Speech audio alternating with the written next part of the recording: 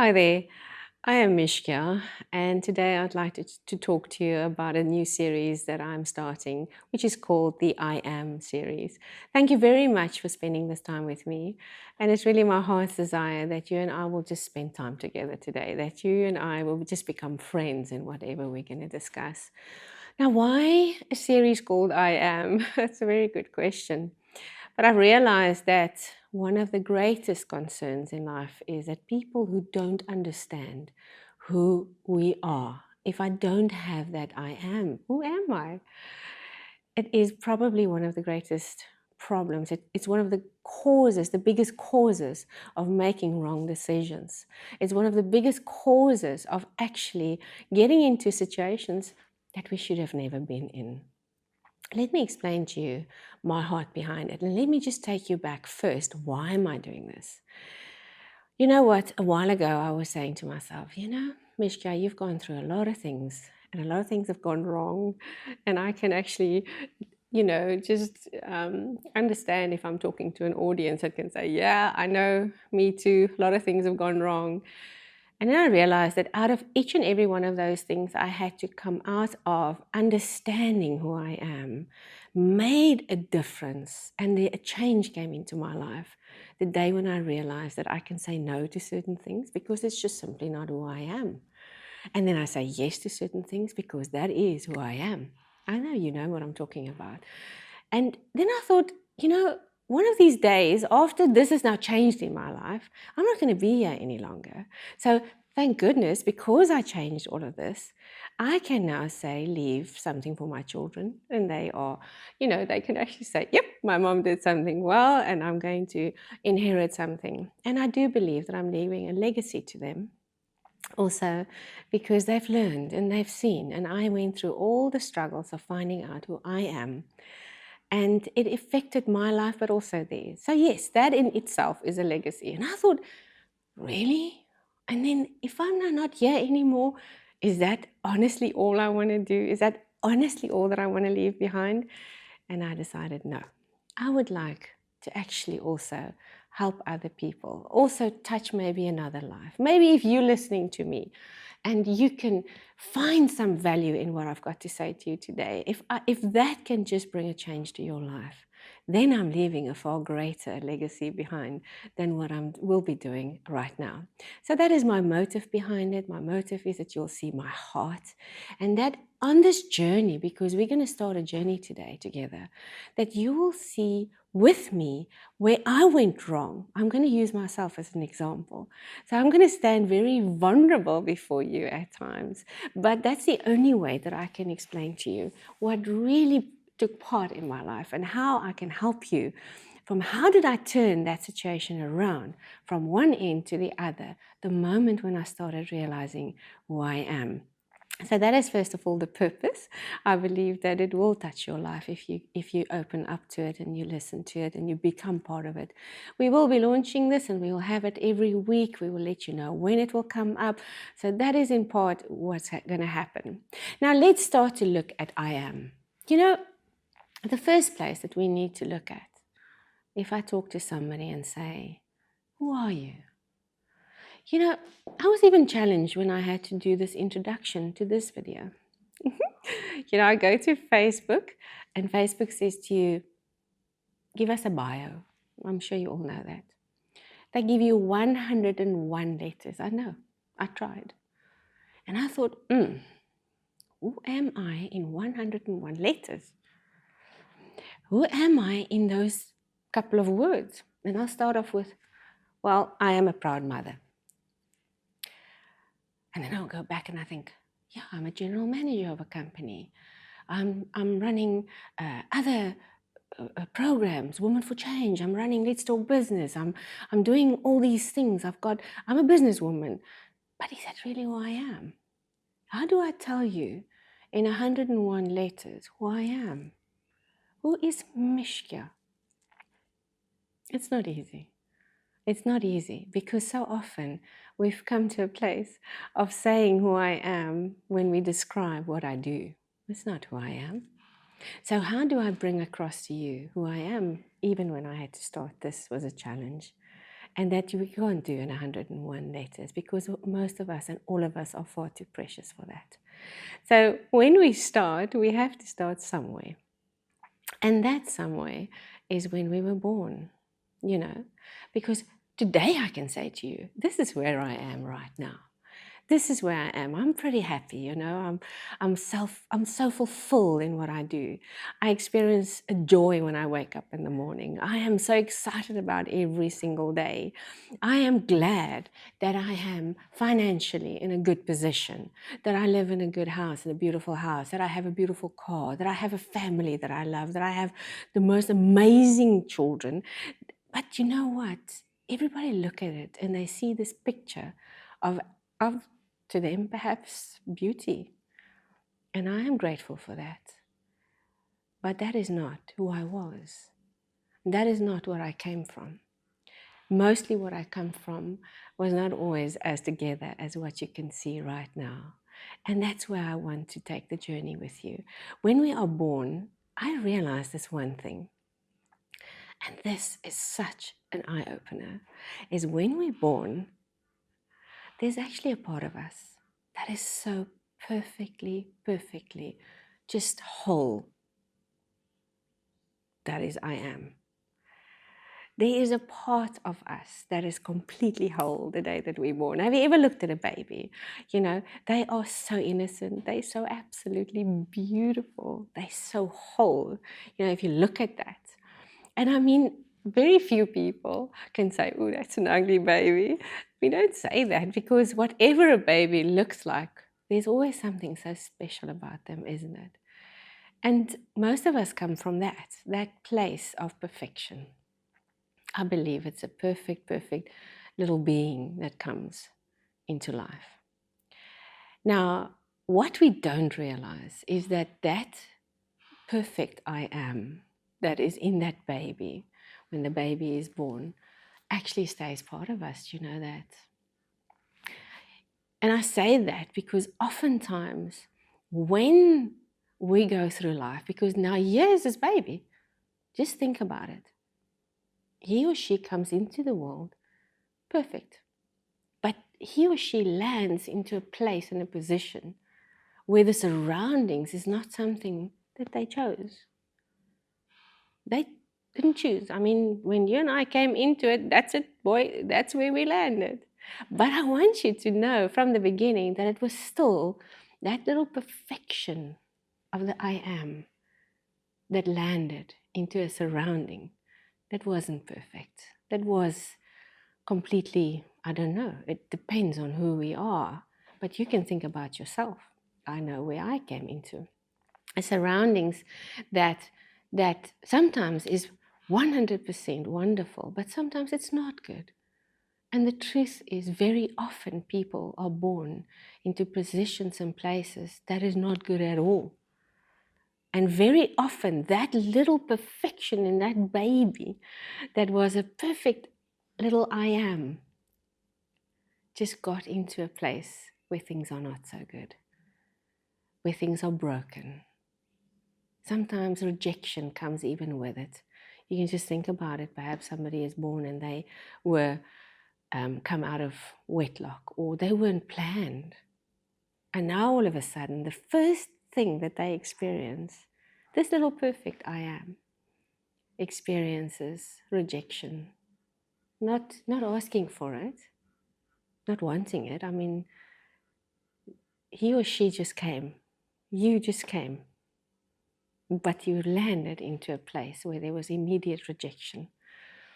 Sometimes you were born into a place of poverty, of destruction, of people living in a place where it's just the absolute contrary, the opposite of what the little I am was meant for.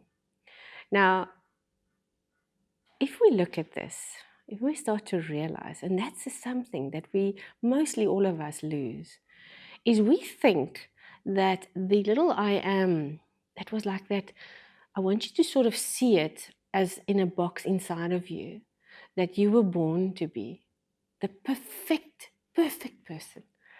The perfect person. There's like a package around you and me. It said, okay, that is what you need to do. That is what you need to become.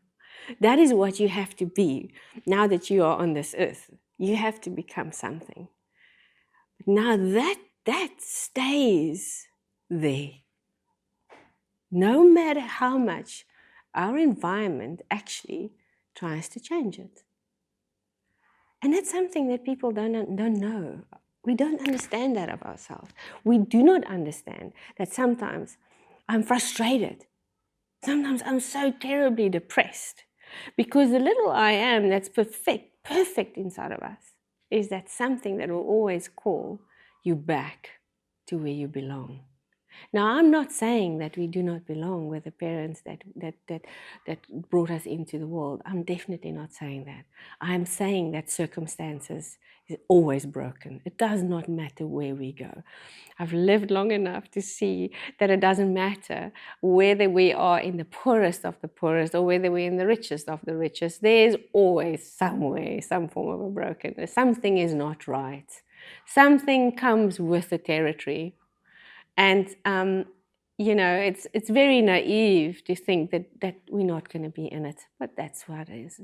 We're getting into this place that we call Earth, and this little perfection, this little beautiful baby that we just want to protect, cannot be protected from what's going to happen next, because there is a life out there, and there are things happening every single day that this baby needs to grow up. And the baby learns quickly how to now start to walk.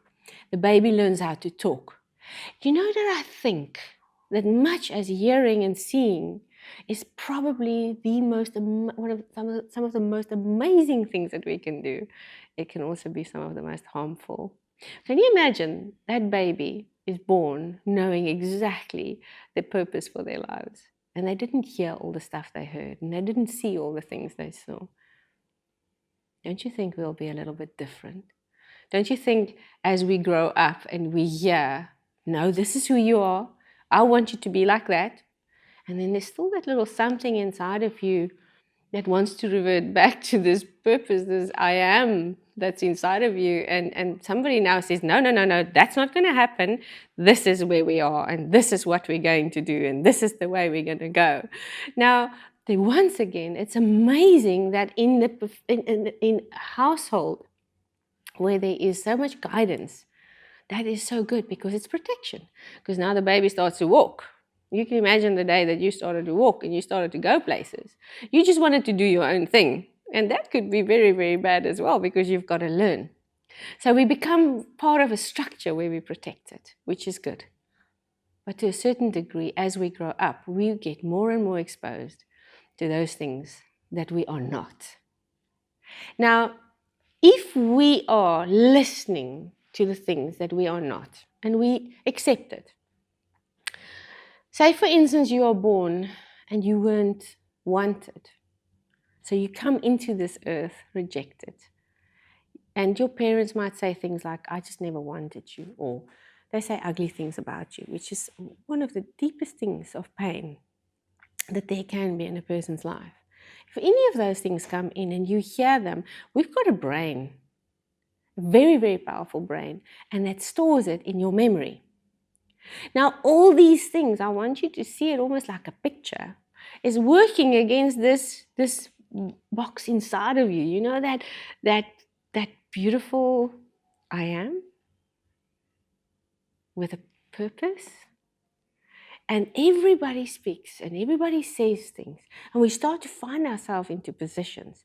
And there's so much pressure that you say eventually, yeah, you know what, you're right. Maybe I should just actually sort of leave this that I feel, inside of me, and just go that way because the pressure is so immense. And we do it. And in all of it, we start to lose the identity that we were born with. We start to come to a place where we don't actually know who I am is. Who am I? What was I really supposed to come and do here? And that happened to me. And it led to so much in my life, making the wrong decisions. Because you see, when there is a clear understanding of who I am, I will always make the right decisions. What do I mean by that? And you need to hear what I'm saying to you out of a heart of so much love. I lived a long life before I came back to who I am. It took a fight to get back.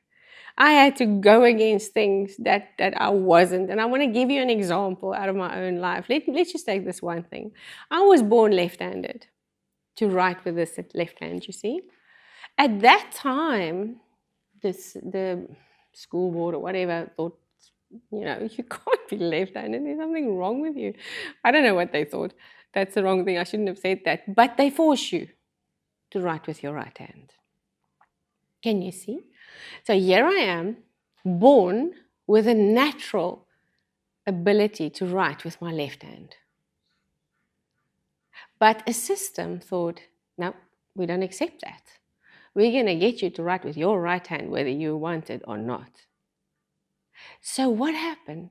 I had to grow many, many years after that. Writing, terribly. My handwriting was just something that nobody wants to see.